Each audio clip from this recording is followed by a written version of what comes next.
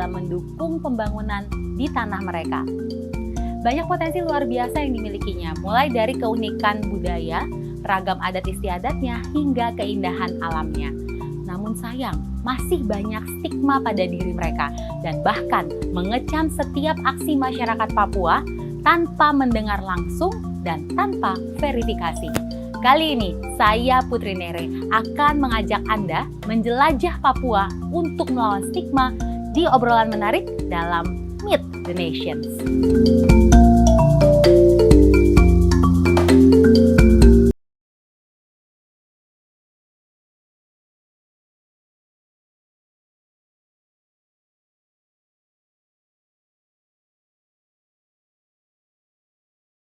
Anda bergabung bersama saya di acara makan-makan kali ini.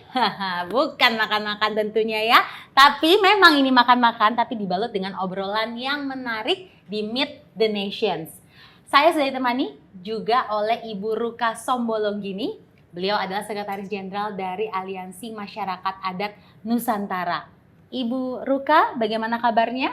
Baik, selamat pagi, salam Nusantara, Salam Onomi Nusantara. Raimai buat semua, Iya. khususnya di Papua. Siap, Ibu. Baik, sebelum kita masuk ke perbincangan seru lainnya, saya memberitahu kepada teman-teman yang di rumah yang belum mengetahui mengenai apa sih itu tugas dari Aliansi Masyarakat Adat Nusantara. Kita simak yang berikut ini.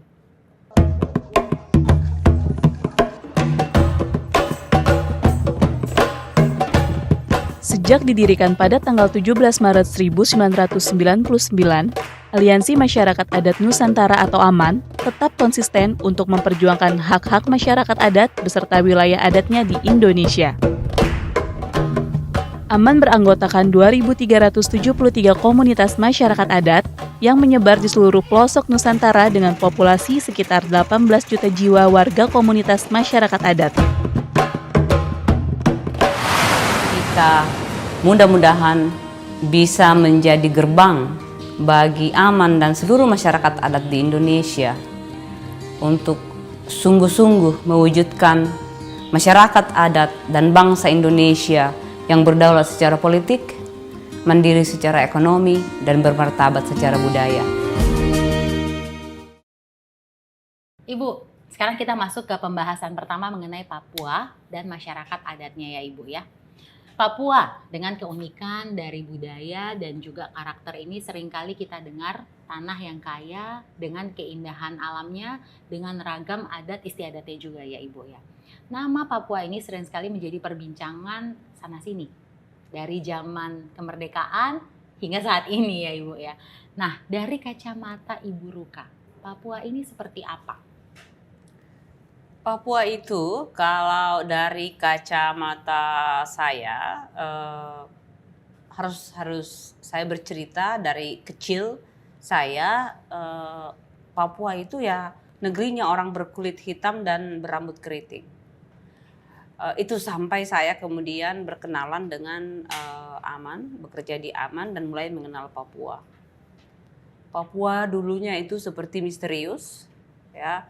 Seperti itu katanya dulu itu ada orang makan manusia di sana kerjanya, kanibalisme. Jadi itu adalah hal-hal yang saya dengar dari TV, dari radio, dari koran waktu saya besar dalam pemahaman seperti itu. Tapi kemudian saya mengenal Papua lebih dekat, lebih jauh lagi dan ternyata Papua itu penuh dengan kekayaan, penuh dengan keragaman hayati dan juga budaya yang sangat kaya. Jadi ada lagu tentang Papua yang mengatakan sungai-sungainya mengalirkan emas, itu benar ya. Akan tetapi itu juga sekaligus menjadi kutukan bagi orang Papua asli. Karena kemudian menjadi sumber perebutan berbagai kekuatan untuk bisa berbondong-bondong datang menguasai kekayaan orang Papua. Jadi seperti itu saya melihat Papua dan yang saya lihat di Papua kalau saya datang ke Papua itu adalah yang mabuk-mabuk di jalan itu adalah orang Papua. Yang biasanya keliling untuk hanya sekedar beli rokok harus meminta-minta gitu, itu adalah orang asli Papua. Dan ini adalah potret yang membuat saya sangat khawatir dengan apa yang terjadi dengan orang Papua. Menjadi seperti gelandangan, seperti tikus yang lapar di lumbung padi, dan bahkan dianggap pencuri di tanah sendiri. Oke, itu dari kacamata Ibu ya. Menurut Ibu bagaimana Papua itu. Nah sekarang Papua ini kan juga merupakan salah satu daerah yang masih memegang tradisi atau adat, masih kuat begitu ya Ibu Ruka. Nah struktur adat di Papua, ya struktur adat di Papua ini sangat dihormati, sangat dipatuhi begitu Ibu. Jika berbicara soal adat masih sangat ketat. Nah tentunya di sini kita melihat bahwa peran masyarakat adat itu sangat besar sebetulnya. Nah kalau kita berbicara mengenai masyarakat adat Papua, apa perbedaan antara masyarakat adat dengan masyarakat lokal? Nah, Lalu masyarakat adat Papua ini ada berapa jumlahnya dan apa yang mereka lakukan? nah, semua orang bisa menjadi masyarakat lokal, termasuk kita saat ini sedang lokal di Jakarta karena kita sedang jauh dari tanah leluhur kita. Tetapi tidak semua orang adalah masyarakat adat. Yang membedakan itu adalah bagaimana hubungan kita dengan tanah, hubungan manusia dengan tanahnya, punya sejarah asal-usul di atas tanah itu. Kita punya wilayah adat sebagai wilayah yurisdiksi hukum, di mana hukum-hukum adat kita berlaku, di mana tata pemerintahan dan sistem politik kita dijalankan oleh kelembagaan di Papua. Ada pemimpin-pemimpinnya, biasanya kalau kita lihat di Jayapura ya, daerah ini tuh ada sebut Ondo Afi, Ondo Kolo.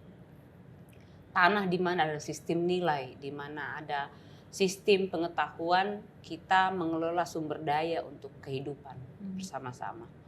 Ada bahasa yang biasanya menunjukkan sangat khas, dan itu yang paling mendasari itu adalah wilayah adat. Wilayah adat sebagai piringnya, dan isinya adalah manusia yang punya sejarah dengan wilayah adat itu. Ada hukumnya, ada tata pemerintahannya, ada sistem pengetahuannya. Itu yang membedakan, dan masyarakat lokal belum tentu punya itu. Di Papua sederhana melihatnya. Masyarakat adat itu orang Papua, yang masyarakat lokal itu adalah transmigran atau pendatang-pendatang yang bekerja di Papua yang bukan orang asli Papua. Nah, kemudian ini ada berapa jumlahnya masyarakat adat Papua ini? Ini angka yang agak mengkhawatirkan, ya, karena Papua itu begitu besar, jumlah penduduk ini untuk saya bicara Papua Barat itu Provinsi Papua dan Provinsi Papua Barat.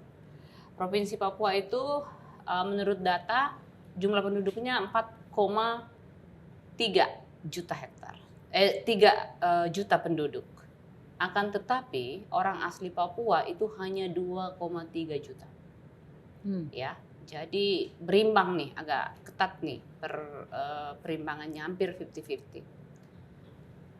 Di Papua Barat, di Papua, Provinsi Papua Barat itu lebih mengkhawatirkan karena dari sekitar 1 juta penduduk itu 48% saja yang orang Papua asli.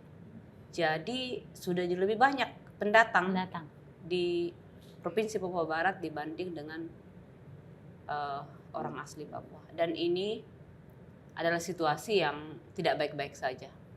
Ini harus ada tindakan yang dilakukan untuk bisa memastikan situasi ini tidak terus memburuk. Nah, apa lantas yang harus dilakukan untuk mengatasi hal tersebut, Ibu? Pertama, sebagai masyarakat adat, hak-hak asal-usul kita sebagai masyarakat adat, hak kolektif itu diakui oleh Undang-Undang Dasar. Ya. Sebagai diakui oleh bahwa Indonesia ini terdiri dari bangsa-bangsa. Banyak sekali yang disebut dengan bangsa-bangsa itu adalah masyarakat adat, kelompok-kelompok masyarakat adat yang menjadi pembentuk, menjadi landasan wilayah adat kita yang menjadi landasan berdirinya disebut Indonesia. Untuk itulah kemudian komitmen dan pengakuan terhadap hak kolektif kita harus diakui.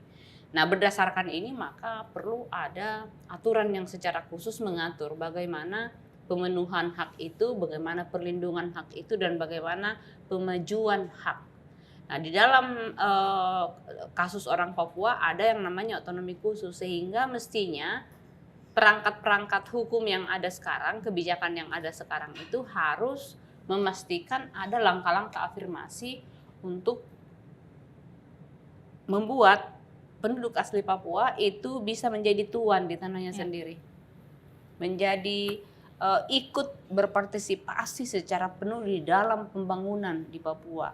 Berpartisipasi secara penuh dan efektif itu bukan hanya sekedar ikut mendirikan sekolah, ikut menjadi pekerja, tetapi ikut dalam menentukan keputusan model pembangunan seperti apa yang akan terjadi di Papua, atau orang Papua maunya Papua seperti apa. Maunya seperti apa? Orang Papuanya harus yang menentukan Papua seperti apa.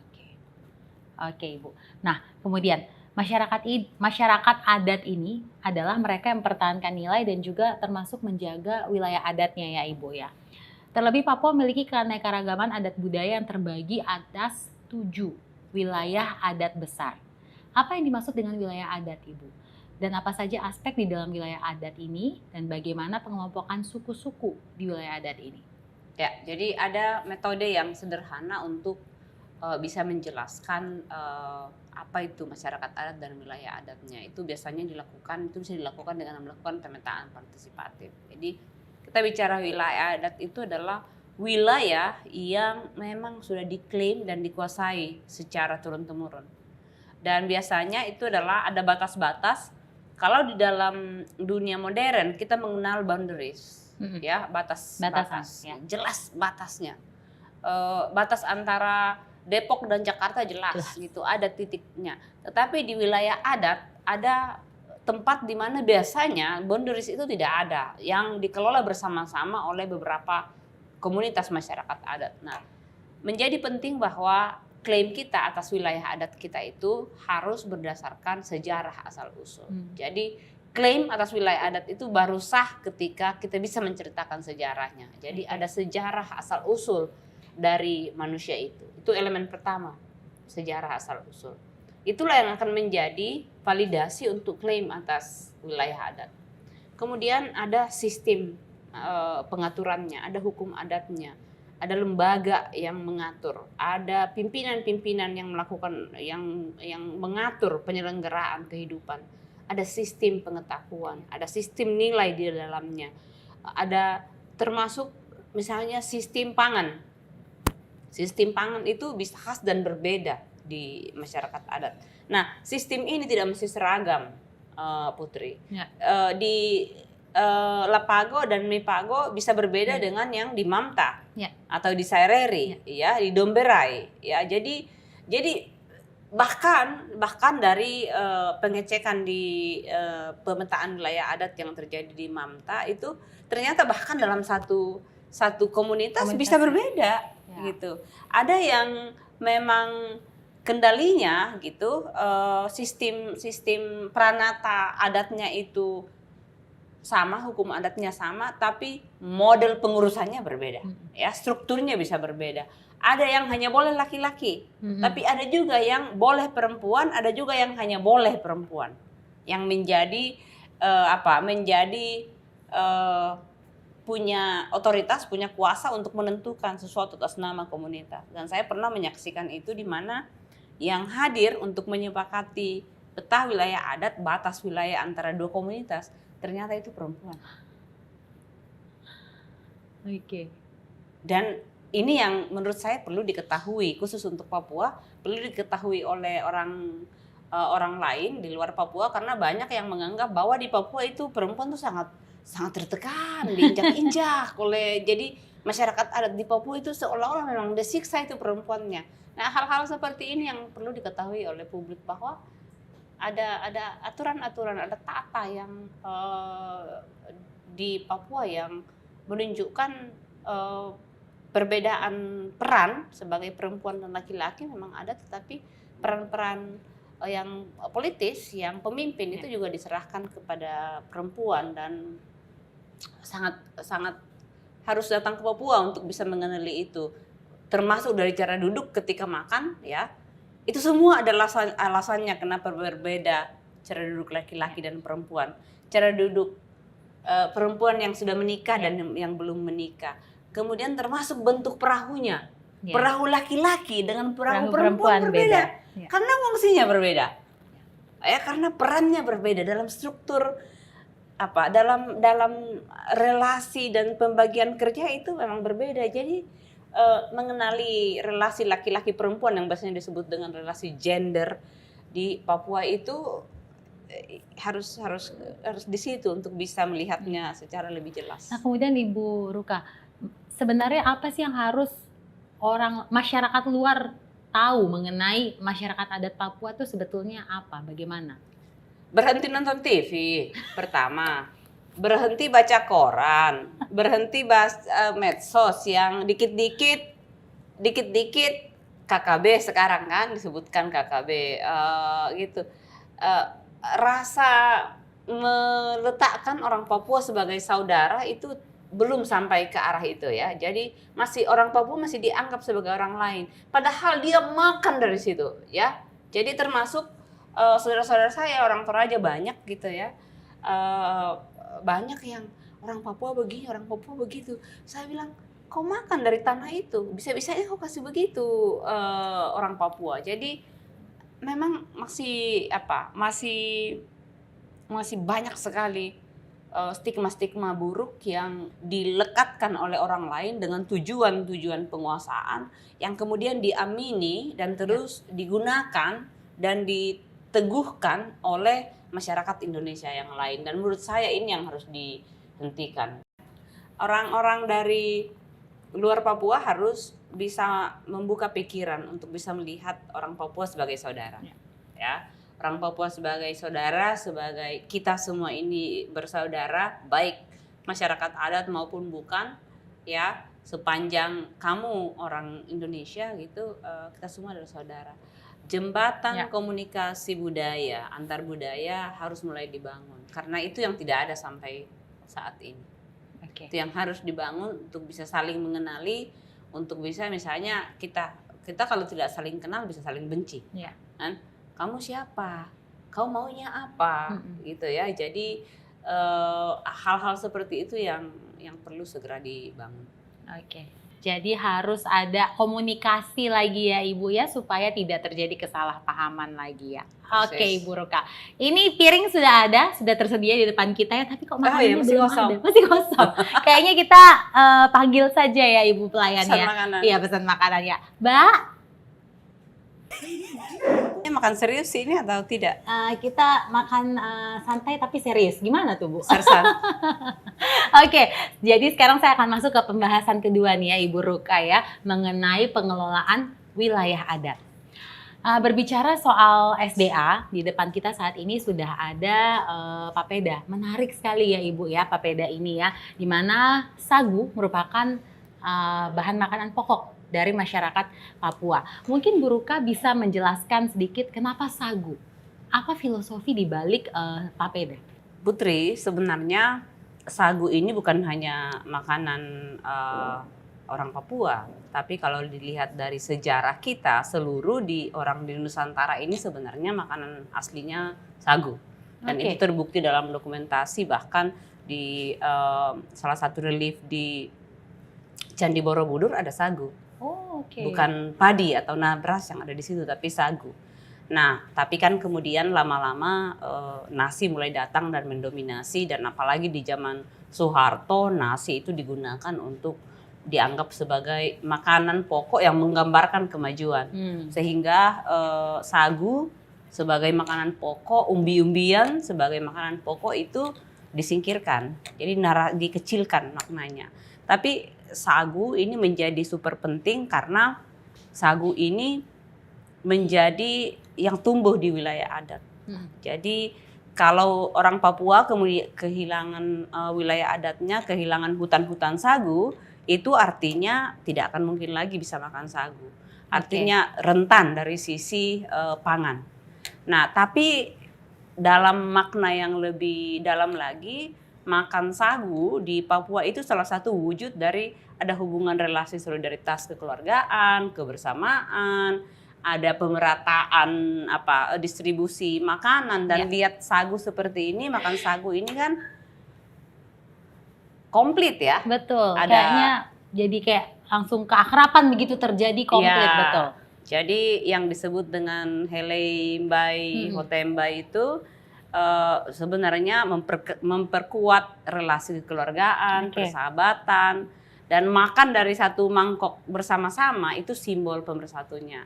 Sayangnya kali ini kan karena situasi COVID segala macam, tradisi-tradisi makan bersama seperti itu mulai kita hindari dulu untuk sementara. Jadi sekarang banyak yang makan sagu sendiri-sendiri.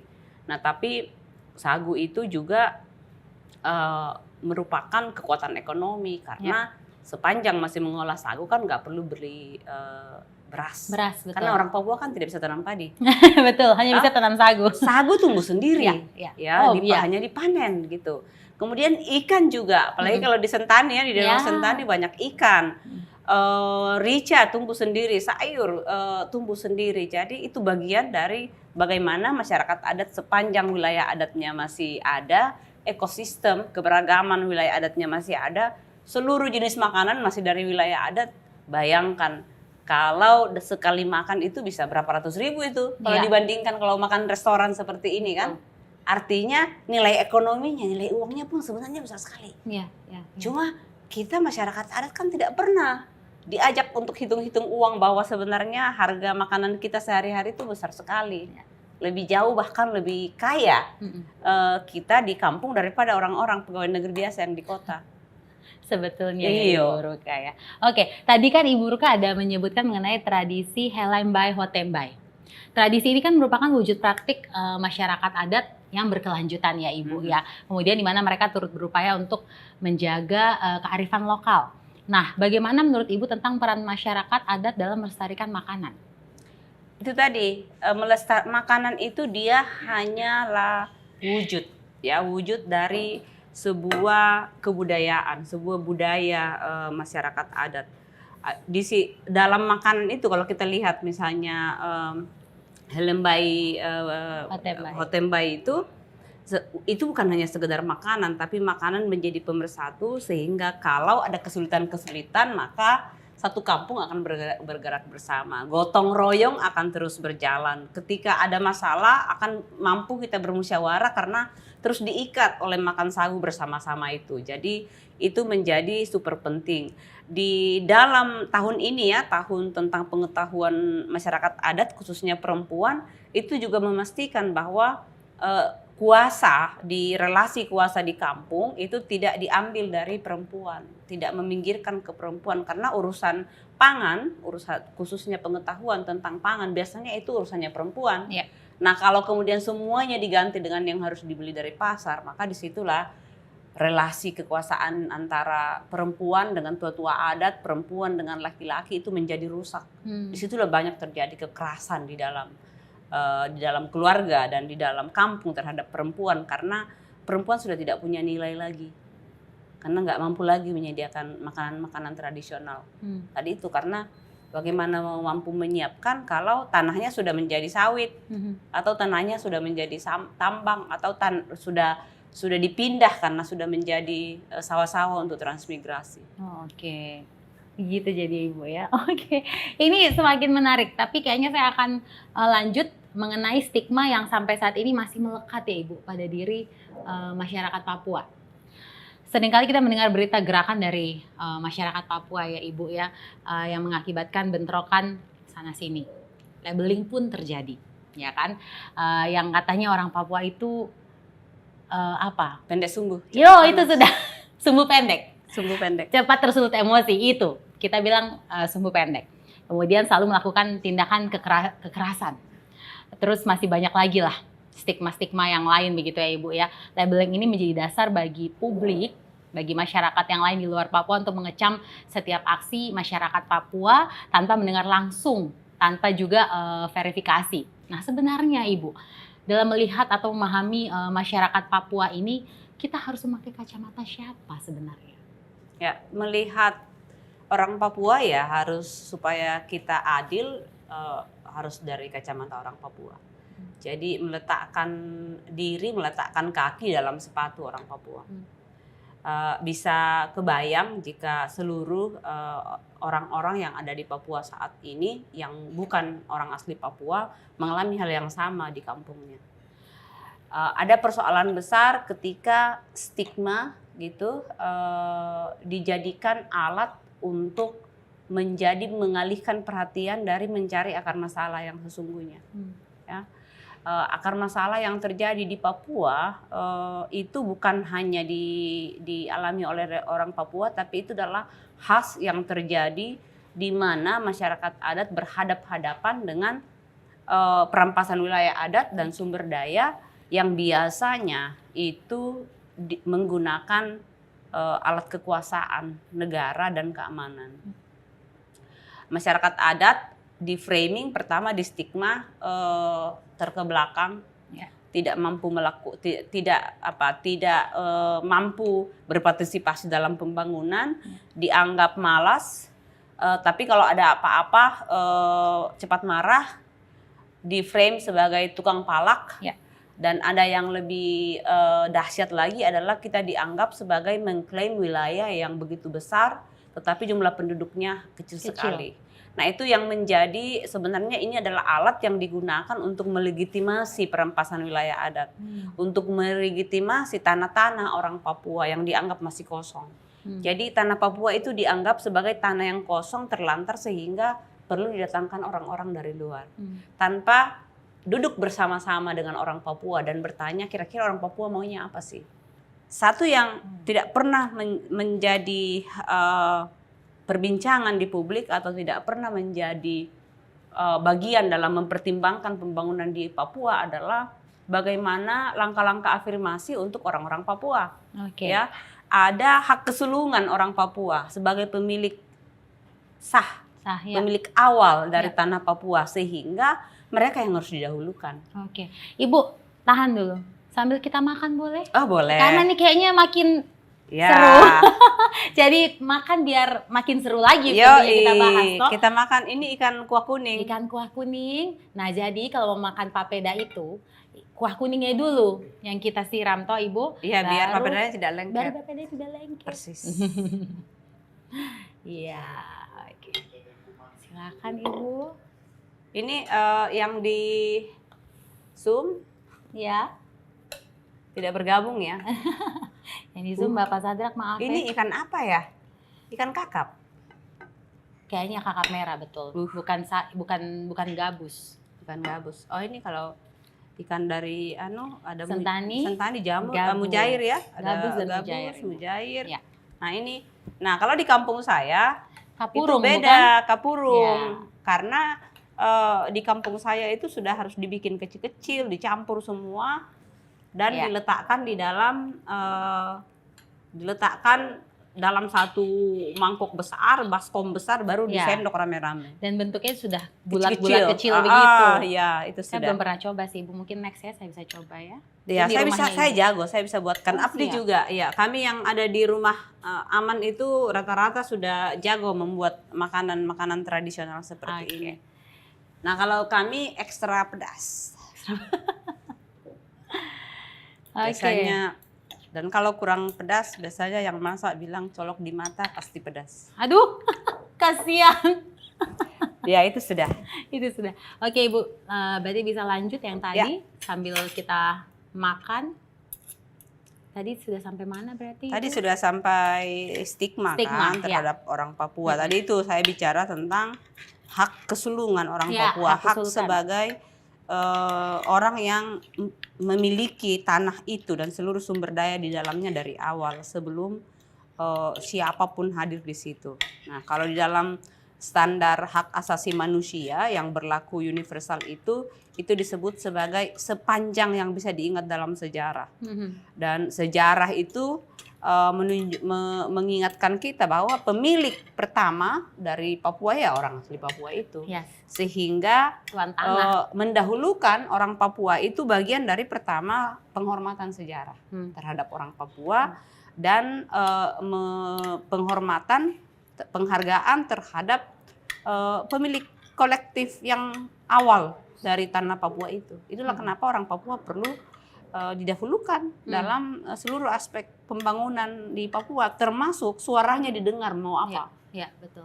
Tapi menurut Ibu saat ini bagaimana yang terjadi? Saat ini yang terjadi ya, ini menurut saya sangat perlu diketahui karena kadang-kadang dianggap menjadi super sensitif, dianggap isunya primordial, dianggap isunya kesukuan atau identitas. Tapi menurut saya ini adalah upaya orang Papua saat ini sudah mengalami peminggiran dan penyingkiran yang luar biasa. Ya, karena tadi itu dan terus di stigma, wah susah kalau dengan orang Papua. Itu pace kerjanya mabok gitu. Itu pace kerjanya ini. Selalu buruk saja kalau selalu buruk saja karena dan selalu pace kan? Selalu tidak pace. mace ya, tapi pace. Ya, kalau mace itu dianggap ya kerjanya mace ya jualan siri toh di pasar-pasar. Tapi pasar yang paling besar kan bukan dikuasai oleh mace, tapi dikuasai oleh bukan orang Papua. Ya. Itu yang terjadi saat ini ya, Ibu ya.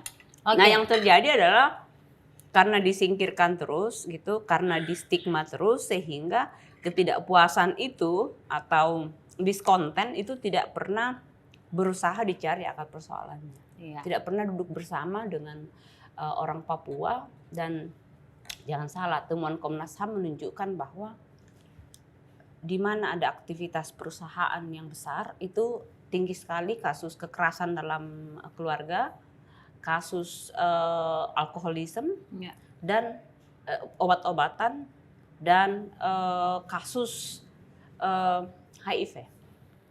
Dan jadi ternyata berkaitan ya Ibu ya? Dan itu ada hubungannya dengan kehadiran perusahaan-perusahaan besar. Gitu ya, dan bahkan orang-orang Papua di daerah-daerah tambang itu juga mengalami kriminalisasi karena limbah-limbah tambang pun mereka mau kait, jadi sudah mengais-ngais gitu si limbah-limbah masih dianggap melakukan pelanggaran gitu, dianggap mencuri, padahal itu tanahnya leluhurnya, tanah kita sendiri. Oke. Ibu, pembahasan kali ini rasanya kurang lengkap kalau tidak ditemani oleh satu orang lagi, Ibu ya. Saya akan langsung bertanya kepada beliau ini. Dia ini merupakan Ondo Afi dan juga pendiri sekaligus pengurus perkumpulan terbatas untuk pengkajian dan pemberdayaan masyarakat adat PT PPMA Papua, yaitu Bapak Sadrak Wamebu. Halo Bapak Sadrak.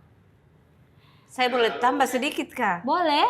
Jadi Bapak Sadrak ini yang sudah bekerja dengan masyarakat adat di Papua sejak tahun 80-an. Wow. Beliau ini yang bahkan sebelum kita menemukan istilah masyarakat adat di tanah air, beliau ini sudah bekerja dan mereka inilah yang salah satu yang menyepakati istilah masyarakat adat itu menjadi embrio lahirnya gerakan masyarakat adat di Nusantara, termasuk AMAN. Wow, Bapak luar biasa Bapak Sadrak. Bapak Sadrak, halo, bagaimana kabarnya? Ya, baik. Baik ya Bapak ya, terima kasih sudah bergabung bersama ketorang di sini di Meet the Nation, Bapak Sadrak. Ya, saya dengan Ibu Ruka di sini sedang membahas tema menjelajah Papua melawan stigma, Bapak. Bapak bisa dengar saya suara? Bisa, saya dengar. Oke, siap. Menjelajah Papua melawan stigma. Sudah ada beberapa pertanyaan yang sudah saya tanyakan kepada Ibu Ruka. Sekarang saya akan bertanya kepada Bapak Sadrak ya. Bapak, dari kacamata Bapak sendiri, Papua itu seperti apa sih Bapak? Stigma itu kan bukan diberikan oleh masyarakat adat kan. Tapi stigma itu stigma macam-macam lah, keterbelakangan lah dan macam-macam itu stigma yang diberikan oleh negara. Dan dengan stigma itu stigma yang diberikan itu ada kepentingan di balik stigma itu. Nah, oleh karena itu ya stigma harus selalu dianggap orang ini, orang Papua. Sebenarnya saya juga tidak suka dengar kata Papua juga, karena itu nama itu diberikan oleh orang di luar dari Papua terhadap kami di sini. Jadi kalau saya mungkin mungkin sebagai orang di timur sekali, di Tabi, jadi saya lebih cenderung ini negeri matahari terbit. Namanya sendiri ada, nama Papua itu ada. Tapi banyak orang belum tahu. Ya sekarang Papua itu adalah nama yang diberikan oleh orang dari luar Papua. Mereka bilang orang yang ada di timur ini, di negeri matahari terbit ini namanya Papua. Tapi itu pengertiannya banyak sekali. Orang Seram, orang Jawa, orang macam-macam. Tentunya orang memberikan nama itu ada sesuatu yang ada di balik belakang kepala mereka yang mereka melihat orang itu seperti apa gitu. Nah, jadi kalau saya menilai itu stigma itu sampai macam-macam. Ada banyak stigma yang diberikan untuk orang Papua itu sesungguhnya apa yang dipikirkan oleh mereka tentang orang Papua. Nah, karena tadi saya katakan bahasa sendiri tidak suka juga dengar kata Papua itu. Karena kami punya nama sendiri ada. Ya, begitu. Tapi kalau menurut Bapak Sadrak sendiri bagaimana? Papua ini seperti apa? Oh, Papua itu negeri, ya sebenarnya ini negeri misteri. Kalau mau kasih tahu negeri di matahari di daerah matahari terbit di Nusantara ini negeri misteri. Sebelum negara ini ada, sebelum republik ini terbentuk ini, tadi Uruka sudah singgung sedikit dengan pangan tadi itu. Tapi saya hari ini harus kasih tahu sama semua orang di Nusantara bahwa kalau mau lihat sampai negara ini terbentuk juga itu ada catatan-catatan kecil yang tidak pernah terungkap. Kalau bukan ada Papua, negara ini tidak ada. Saya harus kasih tahu itu. Nah, tapi ini sudah terlalu jauh, tidak usah, kelasnya terlalu jauh, makanannya bertahun-tahun. Tidak perlu bicara yang terlalu seperti itu. Iya. Oke Bapak, sekarang saya akan lanjut ke pertanyaan yang lain. Masyarakat adat berperan strategis dalam pengelolaan SDA dan juga pembangunan tanah Papua, Bapak. Apa saja wujud nyata pelestarian yang dilakukan oleh masyarakat adat, Bapak? Sederhana saja. Hari ini kan konflik dan segala macam terjadi, tadi saya sudah dengar juga. Nah, orang Papua ini, kami di Papua ini kami merasa bahwa kami ini hilang. Atas kami punya tanah, kami punya kekayaan alam segala macam itu hak kami ini hilang. Dengan adanya negara ini, negara dibentuk lalu kemudian atas nama negara, suku-suku lain, bangsa-bangsa lain datang eksploitasi kami punya kekayaan. Ya. Kami merasa kami tidak dapat perlindungan di dalam negara. Nah, karena itu saya pikir itu kita pertama itu negara harus akui. Nah, negara harus akui itu hak-haknya orang Papua di atas tanah dan dengan segala kekayaannya. Dan kalau mau ambil kami punya hak itu, mari kita dulu bicara sama-sama baik-baik. Jangan bicara di belakang-belakang, bicara di Amerika, bicara di Washington, di London, lalu kemari bikin tindakan macam-macam di atas tanah ini. Itu yang tidak benar menurut kami. Oke. Bapak, kemudian masyarakat Papua mungkin sudah beberapa kali merasa dieksploitasi ya Bapak ya, atau dirugikan dari beberapa pihak. Begitu juga dengan masyarakat di luar Papua yang mungkin sudah terbentuk pandangan negatifnya terhadap masyarakat Papua, Bapak. Nah, bagaimana kita harus memperbaiki ini menurut Bapak Sadrak? Siapa yang harus mendekati siapa menurut Bapak Sadrak? Menurut saya begini, negara ini yang punya negara ini masyarakat adat. Negara ini bukan punya investor, bukan punya lembaga-lembaga internasional. Negara ini punya masyarakat adat. Karena itu masyarakat adat itu harus diposisikan sebagai pemilik negara ini. Nah, satu mau baik-baik gitu, yang harus bicara itu tokoh-tokoh adat yang berbicara tentang tanah ini. Nah, saya di Papua ini, ketua bisa bicara ini gaya Papua saya bicara sekarang. Kami bisa bicara ini Nusantara ini. Kami bisa bicara. Siapa orang yang ada di Jawa yang dahulu kala yang ada di sana itu siapa? Siapa yang ada di Maluku, siapa ada di Sumatera, siapa ada di Kalimantan, kami bisa bicara dari sini. Tapi kamu yang masyarakat adat yang lain di Nusantara yang lain itu, orang juga bicara kami. Seperti siapa kami ini? Nah, Kalau kita bisa bicara itu dari hati ke hati, ya toh, kita bisa tahu kenapa bisa ada simbol itu. Kita beda-beda tapi sesungguhnya kita satu. Itu apa sebenarnya? Yang tahu itu siapa? Pengelola negara ini kah? Ataukah tokoh-tokoh adat yang tahu? Saya itu saja. Pengelola negara ini bisa 5 tahun ganti, anak satu ganti, yang kemarin lahir punya bisa ganti. Tetapi cerita ini tidak pernah diwariskan kepada pengelola negara yang anak-anak yang sekarang ini. Itu diwariskan kepada keluarga-keluarga tertentu yang punya garis darah, yang tahu tentang cerita tentang Nusantara ini. Itu saja. Ya. Oke. Jadi kalau menurut Bapak Sadrak sendiri, pendekatan apa yang bisa dilakukan? Ya, yang tadi saya bilang, pendekatan yang bisa dilakukan ini tokoh adat bicara. Mari kita dulu bicara, siapa sebenarnya kamu? Saya bisa bicara siapa sebenarnya orang yang di Jawa ini. Saya berhubungan dengan siapa? Begitu. Saya harus berhubungan dengan siapa orang di Maluku. Saya harus berhubungan dengan siapa orang di Kalimantan. Begitu. Oke. Dialog. Oke. Ya, berarti dialog ya. Betul. Oke, Bapak, tadi sudah sedikit kita singgung mengenai Papua dan isinya yang membuat orang di luar Papua tertarik gitu ya Bapak ya, untuk investasi juga lainnya seperti itu. Nah, peran dan seperti apa posisi masyarakat adat dalam hal ini Bapak Sadrak? Ya, itu yang tadi saya katakan, investasi itu kan hubungannya dengan kekayaan yang ada di atas tanah ini kan. Nah, investasi untuk apa saja? Untuk airnya, untuk pohonnya, untuk tanah-tanam kelapa sawit, untuk tanam segala macam itu. Nah, tetapi selama ini kan masyarakatnya tidak diposisikan. Hak mereka itu seperti apa ketika investasi itu ada di atas tanah ini? Ini kan masalah besar di situ. Ya. Ini yang harus diatur ke muka dulu, lebih baik dulu memposisikan kami, karena perlindungan kita di situ. Hubungannya dengan negara-negara investasi, orang ini digeser, digusur. Dia tidak punya akses untuk mengelola sumber dayanya di dalam dia punya wilayah adat, di dalam dia punya tanah adat. Nah, ketika dia kelola itu hanya untuk dia hidup. Ini masyarakat dia kelola untuk dia punya kehidupan. Dia tidak kelola untuk orang lain, kepentingan orang lain. Kalau hari ini orang tanam kelapa sawit, itu bukan untuk kita.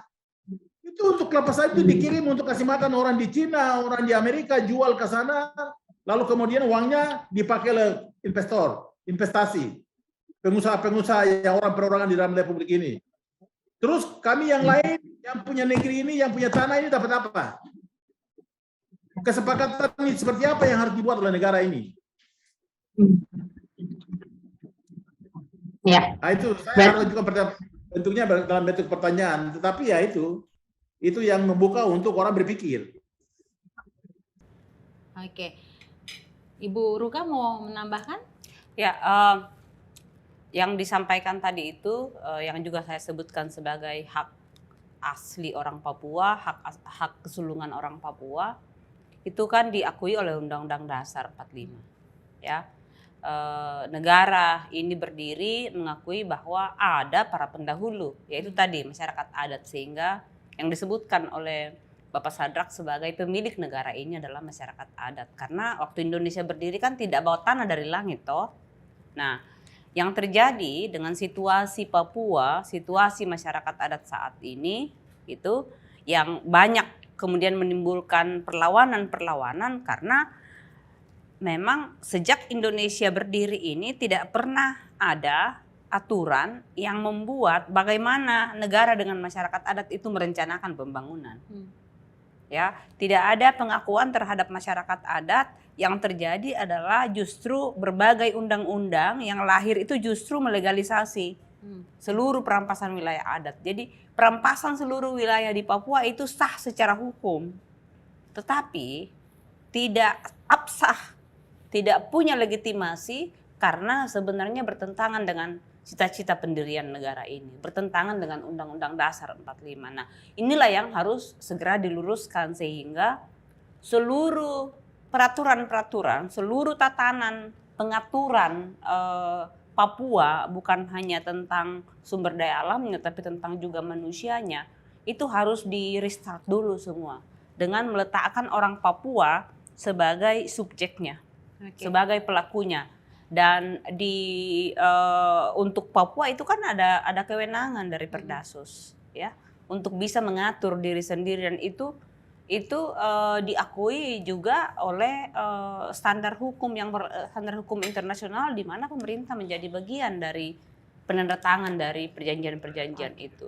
Jadi emang harus mundur dulu ke belakang nih dan duduk bersama dulu, atur baik-baik pengakuannya seperti apa, undang-undang masyarakat adatnya harus ada dan khusus mengatur orang Papua seperti apa, bagaimana tadi itu para tokoh-tokoh adat harus bicara. Yang dimaksud itu adalah Ondo Afi, Ondo Folo, dan Ondo Afi, Ondo Folo ini kan dia hanya sebutan untuk sebuah proses musyawarah di kampung, ya, karena Ondo Afi, Ondo Folo kan juga tidak bicara sendiri. Ya. Ada proses musyawarah, ada proses konsensus, membicarakan nasib di kampung mau seperti apa, mau pembangunan seperti apa, itu yang harus dibicarakan. Dan ketika perusahaan masuk, letakkan otoritas itu di pemilik tanahnya, bukan di pemilik yang suka kasih izin-izin itu. Seperti kalau di sini kan ada 2 saja yang memberi izin, ada 3. Apakah itu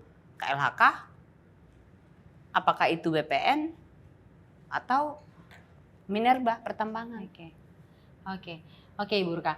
Berarti sekarang saya kembali lagi ke Bapak Sadrak, ya. Saya mau bertanya sekarang mengenai perlindungan seperti apa, Bapak Sadrak, yang bisa dilakukan oleh masyarakat adat agar wilayah adatnya ini tidak dieksploitasi, untuk tetap menjaga manusia, menjaga tanah, menjaga hutan adat misalnya, agar tetap pada tempatnya. Itu perlindungannya seperti apa, Bapak Sadrak?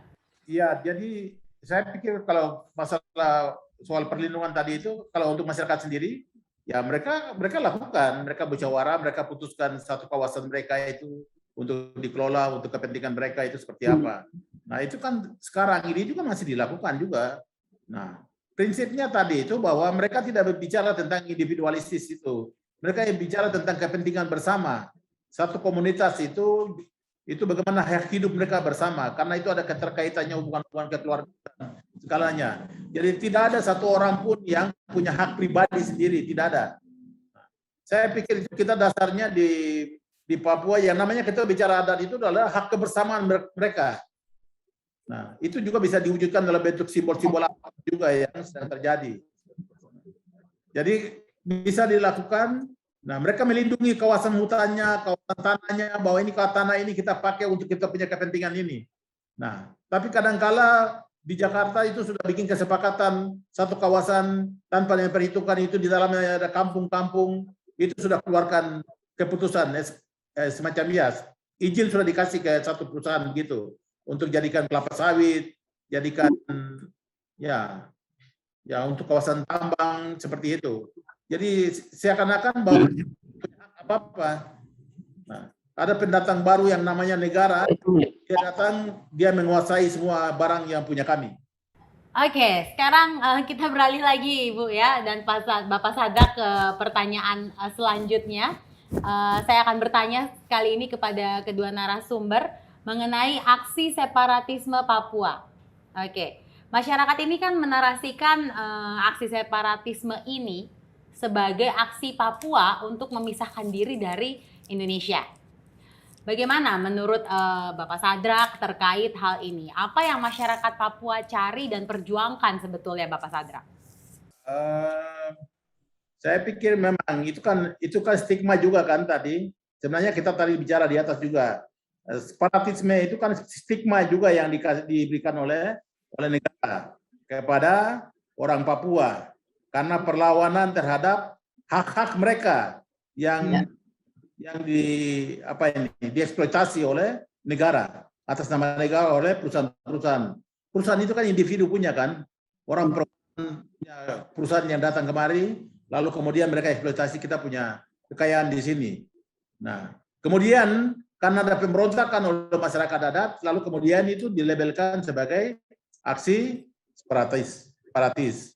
Nah, saya pikir itu barang bisa dibicarakan bersama, duduk bicara baik-baik dulu antara orang Papua dan negara. Jadi bagi saya itu separatisme untuk memisahkan negara, itu juga itu yang diberikan oleh kelompok yang lain. Sejarah tentang separatisme, sejarah tentang untuk rencana untuk pemisahan negara dari republik ini, itu bom waktu yang ditinggalkan oleh Belanda sebelum Belanda pergi, sebelum Belanda bentuk negara ini. Nah, lalu kemudian negara ini dibentuk. Nah, makanya sudah ada negara ini masuk ke wilayah Papua ini tahun 60-an. Tahun 60-an itu sebenarnya sudah dipersiapkan oleh Belanda untuk Papua ini dibentuk jadi satu negara. Pada tahun 60-an itu orang Papua siapa yang mengerti tentang negara dengan baik? Tidak ada banyak orang yang mengerti, kecuali orang-orang yang sudah diintrodusir oleh Belanda, yang sekolah sedikit-sedikit itu. Lalu sekarang ini, setelah kenyataannya ada di dalam negara ini, hak-hak dirampas, hak-haknya orang Papua dirampas, maka membenarkan apa yang dibilang oleh Belanda dulu itu. Karena itu ya harus bangun negara sendiri, supaya bisa kita kerja sendiri. Karena kita punya hak diambil, kita dibunuh gara-gara kekayaan yang ada di sana Papua ini. Itu kan seperti itu. Menurut orang Papua itu. Kalau saya lihat itu orang dalam percakapan orang-orang Papua itu seperti itu. Tetapi saya ini mengerti betul bahwa itu juga dibuat oleh orang luar. Ya. Saya katakan bahwa saya sebenarnya tidak suka juga dengar itu kata Papua, saya tidak mau dengar itu. Karena orang Papua sendiri belum mengerti, orang Papua sendiri harus bicara tentang masa depannya. Masa depan orang Papua itu saja, tetapi ada banyak hal yang harus kami bicara. Oke, iya, oke Bapak. Sekarang saya beralih ke Ibu Ruka. Bagaimana menurut Ibu Ruka sendiri? Saya tidak bisa mengungkapkan lagi lebih dari yang diungkapkan oleh beliau. Jadi tadi itu ada urusan dengan stigma yang sebenarnya kepentingannya adalah kepentingan penaklukan dan penguasaan atas sumber-sumber kekayaan yang ada di Papua. Nah ini yang menurut saya perlu diketahui oleh umum juga, ya, sehingga dan media pada umumnya, sehingga tidak sedikit gampang sekali kemudian terseret oleh stigma-stigma yang memang sengaja dibentuk untuk melanggengkan perampasan terhadap kekayaan orang Papua dan penyingkiran terhadap orang Papua. Jangan salah,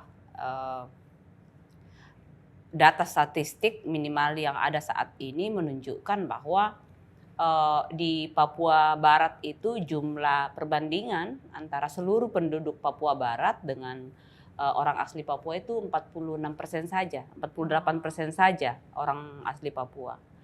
Mendekati masih imbang di Provinsi Papua.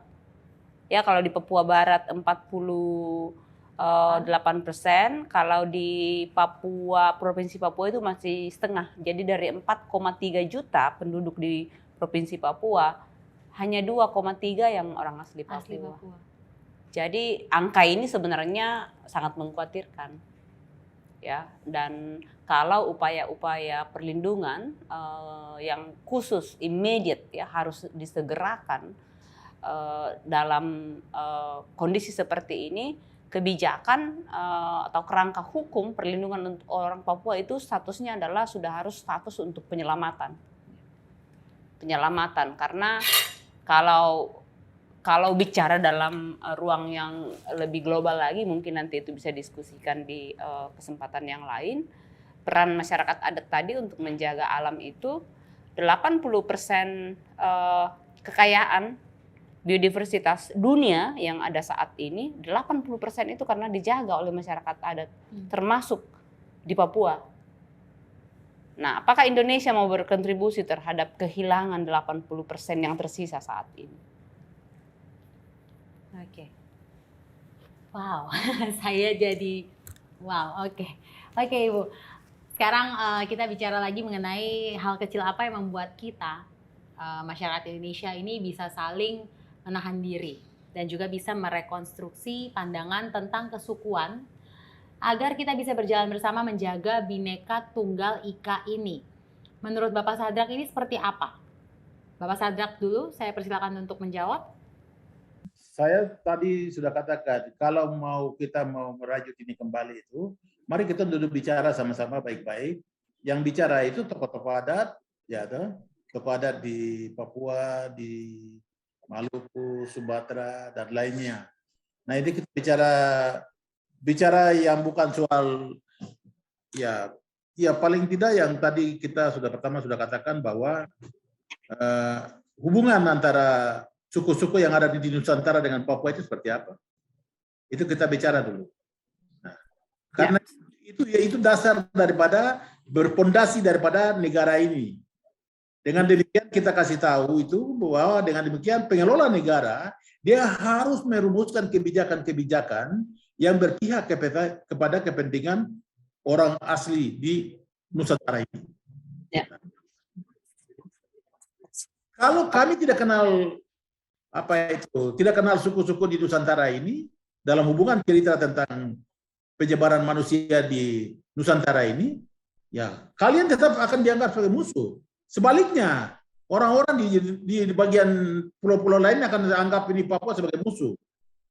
Nah, kalau Papua juga bagian daripada Nusantara ini, mari kita dulu bicara dulu. Tapi sesungguhnya kita mengerti itu. Tadi saya sudah di awal saya sudah katakan. Saya mengerti tentang siapa yang di Jawa yang harus kita bicara berkomunikasi. Siapa yang ada di Maluku, di mana lagi? Di Kalimantan, di Sumatera, yang harus kami komunikasi dengan dia. Kami tahu, ya. Ini barang ini kita bicara hal sebentar dulu. Yang kita sedang bicara hal-hal yang lebih ke spiritual. Nah, hal-hal yang jadi nyata, kenyataan yang terjadi itu setelah ada hal-hal yang disepakati di hal-hal spiritual, baru menjadi kenyataan. Di kenyataannya itu kita lihat dengan mata. Karena itu saya di sini saya mengerti apa yang dilakukan, tindakan yang dilakukan itu saya mengerti dari aspek spiritualnya. Nah, karena itu untuk menyatukan Indonesia ini dengan Papua itu mari kita dulu bicara secara spiritualnya dulu. Nah, itu hal yang tidak perlu bicara yang teknis, yang bicara tentang rapas tata ruang ke apa segalanya itu kenyataan dari hal-hal yang sudah disepakati di spiritual itu. Sekarang saya berikan giliran untuk Ibu Ruka. Bhinneka Tunggal Ika kan salah satu yang disebut sebagai identitas Indonesia, ya, dari awal berdiri itu yang disebutkan. Akan tetapi ada satu periode di mana sesungguhnya niat untuk Bhinneka Tunggal Ika itu tidak terlaksana. Jadi komunikasi antar budaya yang berbeda, yang beragam. Jadi negara ini kan terbentuk dari ratusan bangsa-bangsa kecil, ya, nations. Bicara nations yang beragam, yang berbeda satu dengan yang lain, mulai dari cara pandang, nilai, spiritualitas, makanan, ya, tidak ada tempat lain yang menyajikan papeda seperti ini, bahasa. Nah, ketika Indonesia berdiri itu ada komitmen tekad bulat untuk menyatukan, merekatkan, ya, barang yang berbeda-beda ini. Itu yang kemudian tidak pernah terjadi. Di zaman Soeharto itu menjadi parah karena sengaja justru dipertebal dindingnya. Jadi sengaja dipertebal dindingnya supaya lebih gampang dipecah kalau ada apa-apa tadi itu. Kalau mau disuruh berkelahi gampang gitu ya, disuruh saling membenci gampang. Yang muncul itu adalah di tengah-tengah ketidaktahuan, maka yang akan muncul adalah a priori sinis. Oh, orang Papua begini. Sampai sekarang ya, kita masih, orang Indonesia itu kan sangat rasis, ya, khususnya terhadap orang Papua gitu. Jadi kalau kita lihat di mana-mana orang Indonesia masih ada yang panggil orang Papua negro. Itu karena kita tidak pernah membangun jembatan dialog antar budaya. Di zaman Soeharto itu menjadi sangat efektif untuk menyeragamkan karena sudah ada budaya yang dianggap jauh lebih unggul sehingga itu yang harus menjadi standar. Diseragamkanlah semua, mulai dari baju seragam ini segala macam. Semua orang Indonesia kalau hari Kartini harus pakai kebaya, padahal kita juga punya baju adat masing-masing toh. Semua harus pakai semuanya mulai dari kepala sampai kaki. Nah, itu yang kemudian tidak pernah terjadi sehingga sangat pecah. Dan yang paling efektif itu sebenarnya yang menurut saya ini perlu diketahui adalah dibikin hipersensitif kemudian. karena tidak punya kesadaran tentang budaya yang lain. Jadi kita diisolasi, ya, masing-masing itu diisolasi sehingga menjadi hipersensitif. Ada sedikit dicolek langsung meledak, langsung ini, dan menggunakan ada istilah-istilah yang selalu digunakan untuk memastikan bahwa orang Indonesia tidak saling mengenali. Tadi disebutkan orang Papua ingin tahu siapa itu orang di Sumatera, di Kalimantan, di Sulawesi, di Jawa sana. Tapi itu tidak pernah dibiarkan. Yang terjadi kemudian adalah itu tadi muncul ya kesimpulan-kesimpulan karena hanya itu yang dilihat di media, ya, tentang orang Papua yang begini, yang begitu, belum lagi film-film Epen Upin segala macam. Tapi kita dilarang untuk membicarakan keberagaman. Bicara keberagaman sedikit langsung enggak boleh, itu sarah. Jadi menjadi alergi, dipaksa untuk tidak berkomunikasi, saling tahu, saling kenal, dan jaring-jaring mestinya kan Indonesia ini seperti mosaik yang indah ya, yang terjalin, ada yang menjalin mosaik ini, tapi itu yang tidak terjadi sampai hari Tidak ini. ada perekat Iya, itu yang terus terang kami selama ini ya dalam 20 tahun terakhir kami lakukan di Aman. Begitu dia bergaul agak lama di Aman, agak mulai tuh luntur tuh, ya, stigma-stigma terhadap suku-suku yang lain, bukan hanya terhadap orang Papua, tapi terhadap suku yang lain. Ya. Oke, ini pertanyaan terakhir untuk Bapak Sadrak. Di sini saya dengan Ibu Ruka sedang menikmati papeda, Bapak Sadrak. Nah, bicara papeda, tak lepas dari tradisi Helaimbay Hotembay, ya Bapak ya.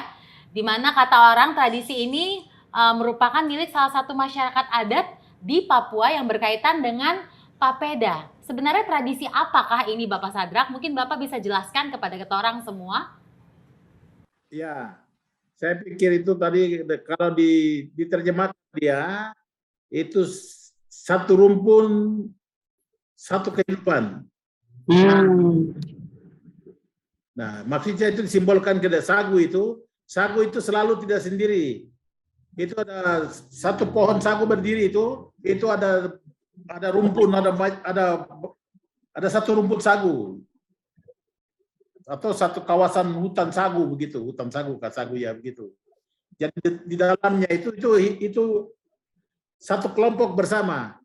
Jadi kalau satu sagu mau ditebang hari ini berarti satu keluarga besar itu akan kumpul untuk mengambil patinya. Makan. Dan akan mereka kumpul makan bersama. Nah, jadi itu adalah makanan utama, makanan adat. Kalau ada acara pesta adat harus ada sagu. Kalau tidak ada papeda itu pesta adatnya itu tidak lengkap. Seperti itu. Nah. Oke, terima kasih banyak Bapak Sadrak sudah bergabung bersama kita orang di Meet the Nation. Sangat bermanfaat sekali insight yang sudah Bapak sampaikan untuk kita semua. Semoga kita orang bisa ketemu langsung nanti ya Bapak ya.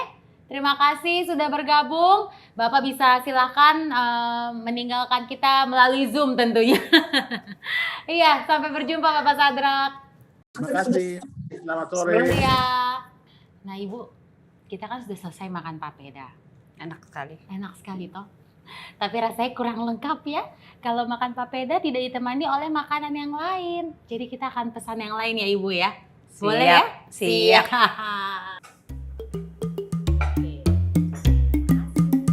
Terima kasih.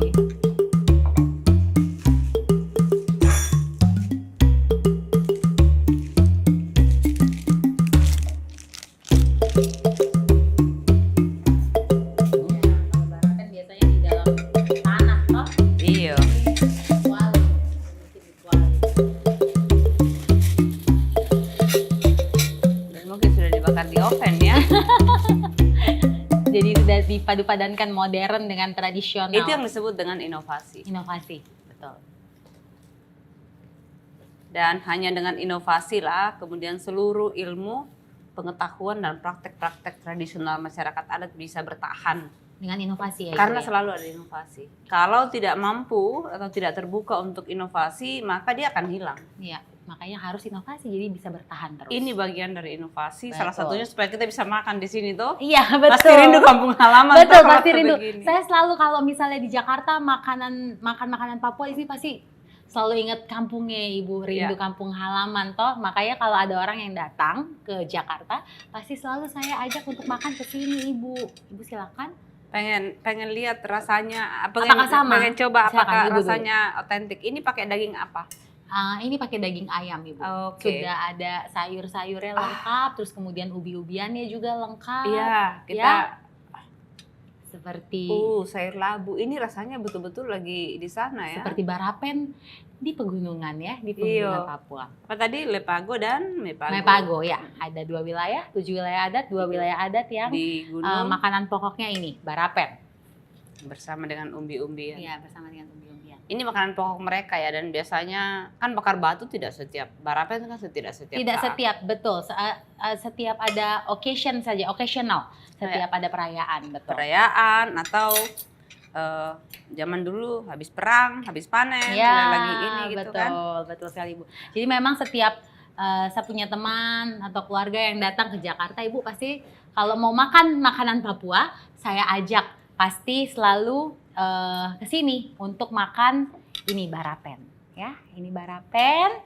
Terus ini juga ada yang namanya kue lontar, Ibu. Tuh, ini enak sekali kue lontar ini, ya. Kue lontar ini enak sekali. Nah, kalau Ibu Ruka sendiri gimana sih waktu pertama kali mencicipi hidangan Papua itu, apa cita rasa yang didapat? Rasa makanan masyarakat adat itu kan biasanya sederhana ya. Kecuali di daerah-daerah barat yang sudah banyak bercampur dengan tradisi makanan dari Timur Tengah, dari Eropa. Jadi Nusantara ini kan melting pot ya dari seluruh peradaban dunia. Jadi ada peradaban dari timur, ada peradaban dari barat, dan itulah yang membuat kita begitu beragam.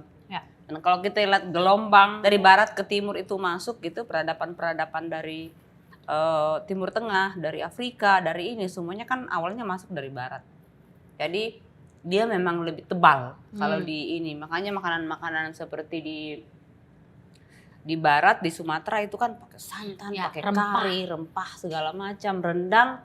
Katanya rendang itu kan warisan Portugis ya, warisan Eropa bagian selatan. Nah, kalau kita yang ke timur itu lebih banyak dipengaruhi oleh Eropa Barat, yaitu Belanda, Portugis, Spanyol. Nah, ini salah Ya, satunya dari betul. Belanda. Lontar ini dari Belanda. Lontar, Betul. round tart. Round tart, betul. Maksudnya itu adalah kue bulat. Kue bulat, betul. Seperti Ya. itu katanya. Sejarahnya seperti itu ya Ibu Seperti ya. itu. Round tart. Kita banyak sekali kalau di timur itu mengenal itu.